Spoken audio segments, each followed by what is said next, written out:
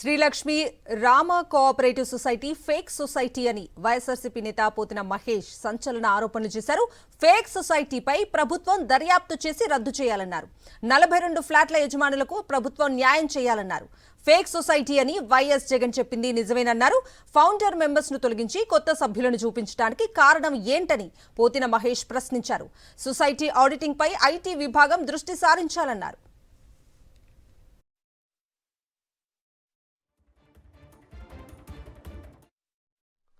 Shri Lakshmirama cooperative society ముమ్మాటికి ఒక fake society, ఒక దొంగ సొసైటీ. నిన్న మా పార్టీ అధ్యక్షులు మాజీ ముఖ్యమంత్రి వర్యులు జగన్మోహన్ రెడ్డి గారు చెప్పినట్టు ఇది ముమ్మాటికి ఫేక్ సొసైటీనే.